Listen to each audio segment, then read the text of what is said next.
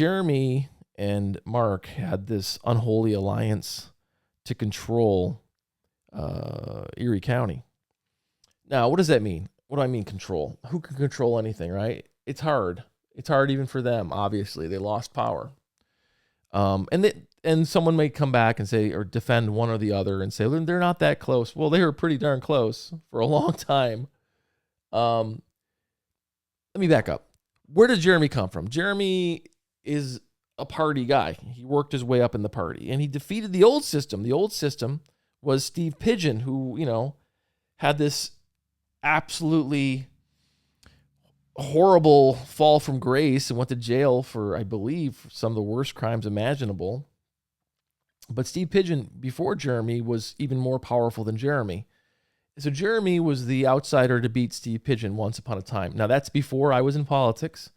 I don't know anything about Steve Pigeon. I don't think I've ever seen him personally. I've seen him on TV. But Jeremy overthrew that regime.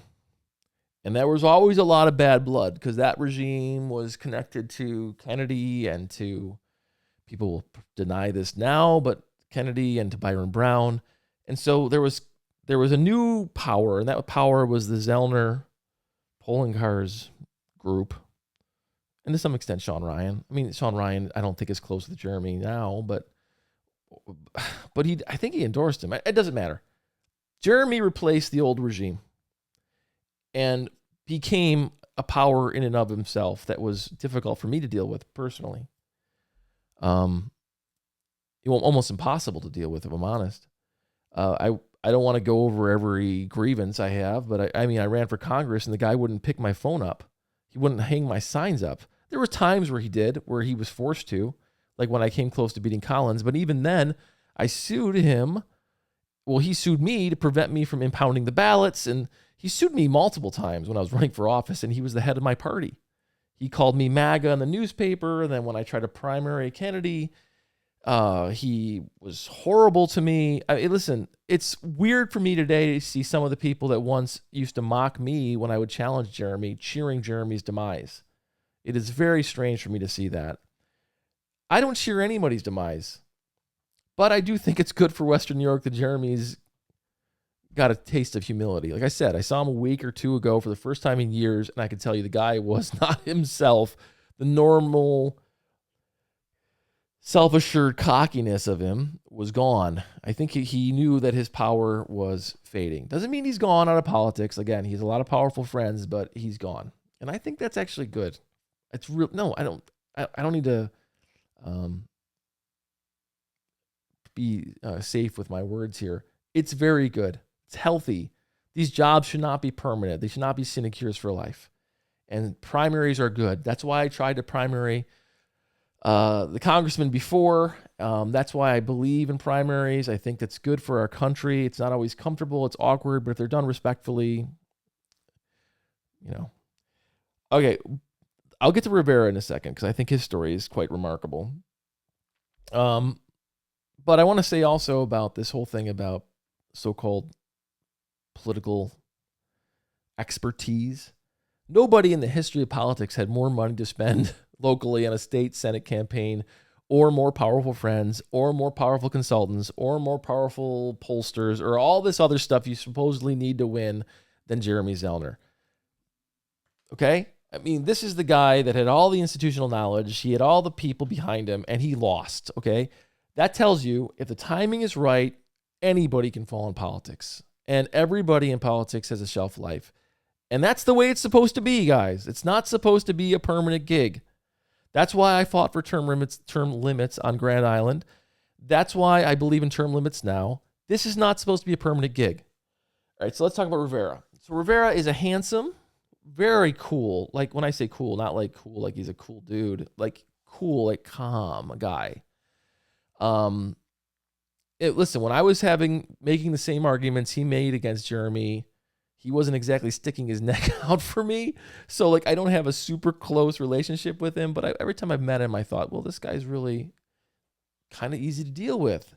And on a belief system, I'm very much in tune with Mr. Rivera. He's very much believes in many of the things I do. Universal health care. I don't know if he always believed in these things or he's always fought for these things, but in recent years, he's become very much a progressive leader in Western New York, which is, I think, the reason why he won. I think people are feeling, hey, we can't live in this country where elites, whether small town elites like Jeremy Zellner or big time elites like Elon Musk, rule over us and tell us how to live and how to vote and everything else.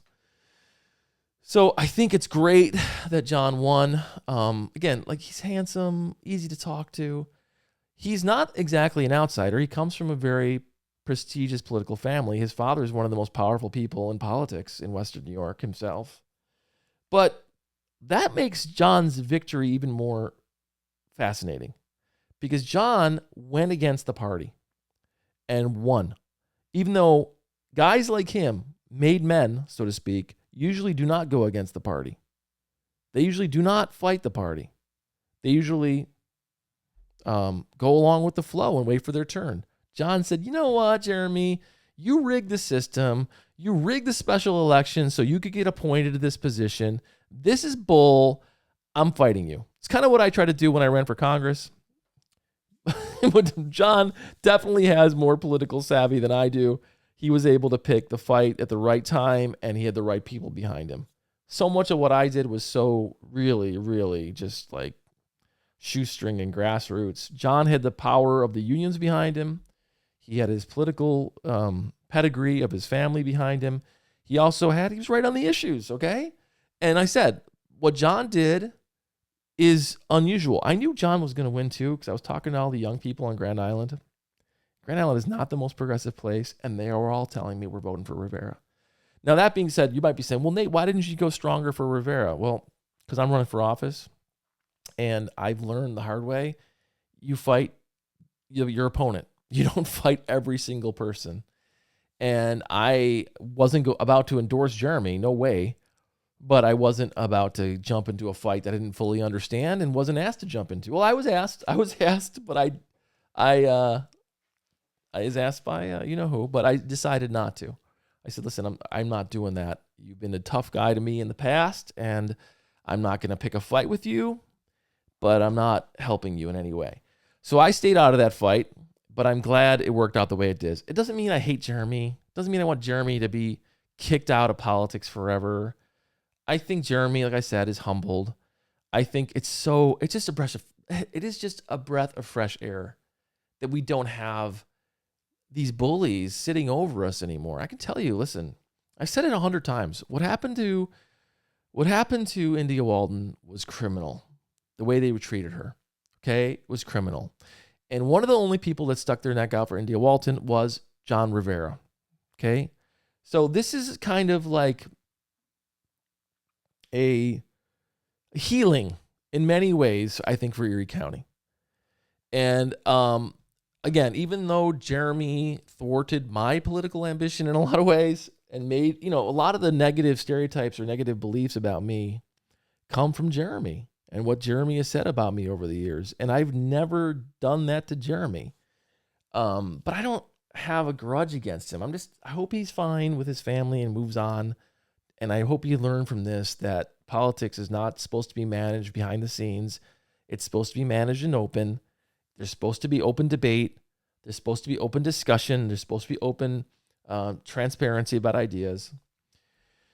And I wish John success. I think he'll have his heart in the right place. I think he'll fight for what we all want. Anyone who listens to this podcast wants, which is healthcare for every single person, which is, more of the American dream and a chance, shortening of the wealth gap. So people like you and me have a chance, and our kids have a chance to go to school and thrive in this country. So it's positive. It's a positive thing. Now, why am I a little, you can probably hear some hesitancy in my voice because I was listening to Morning Joe this morning. Holy crap. Joe Scarborough is losing his mind because this happened not only here in Buffalo, it happened across the country. There's a massive shift away from traditional politics. The Kennedy kid who they tried to shove down our throat lost, and he lost big. So many people are done with traditional politics.